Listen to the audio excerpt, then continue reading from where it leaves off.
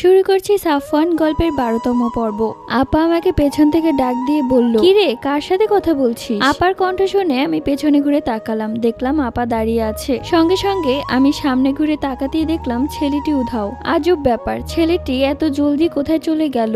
আপা আমার কাছে এসে বলতে লাগলেন, কিরে অনেকক্ষণ যাবত দেখছি একা একা কার সাথে কথা বলছিস? আমি মনে মনে ভাবলাম, একা একা কখন কথা বললাম? ছেলেটা তো আমার সাথেই ছিল। এরপর আমি আর কোনো কথা না বাড়িয়ে ঘরে চলে গেলাম। আমি একা একা বসে আছি, আপাও আসছে না। কি এত কাজ করছে, কতক্ষণ যাবত ঘরে একা বসে আছে। তাই আমি উঠে ওই রুমে গেলাম, দেখলাম আপা আমাকে দেখেই চোখ মুছলেন। আমি দৌড়ে গেলাম আপার কাছে, বললাম, কি হয়েছে আপা, তুমি কান্না করছো কেন? দুলাভাই কি তোমাকে কিছু বলেছে? তখন আপা কাঁদতে কাঁদতে বললেন, সে আমাকে আর কি বলবে, আমাকে সে কিছুই বলে না, কিন্তু আমার জীবনটা যে নষ্ট হয়ে গেছে রে ইরা। এখন আমি চাইলেও আর আমার জীবনটাকে সুন্দর করে গুছাতে পারবো না। আমি আবার কান্না থামিয়ে দিয়ে বলতে লাগলাম, আপা তুমি মানুষটাকে যতটা খারাপ ভাবছো সে ততটা খারাপ নয়। যার মন যত সুন্দর তার চেহারা তত সুন্দর। চেহারায় কি এসে যায় আপা, সে তো তোমাকে কত ভালোবাসে আর কতটাই ভালো রেখেছে। আগে আমার চাচির ওপর খুব রাগ হতো, সে এরকম একটা লোকের সাথে তোমার বিয়ে দিয়েছে, কিন্তু যখন আমি বুঝতে পারলাম লোকটা তোমাকে সবচেয়ে বেশি ভালোবাসে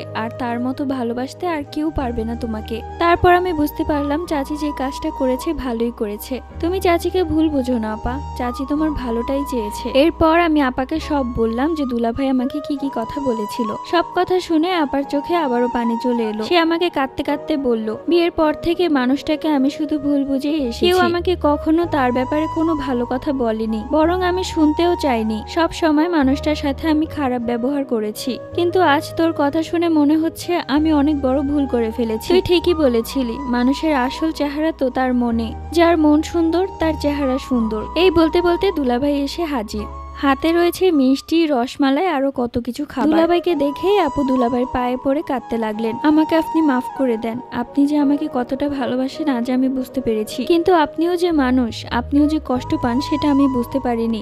আজ ইরা আমার চোখ খুলে দিয়েছে, আমি অনেক বেশি অনুতপ্ত। আপার মুখে এসব কথা শুনে দুলাভাই আমার দিকে তাকিয়ে কাঁদতে লাগলেন আর বললেন, বোন তুমি আমার যে উপকার করেছো আমি কখনোই ভুলতে পারবো না।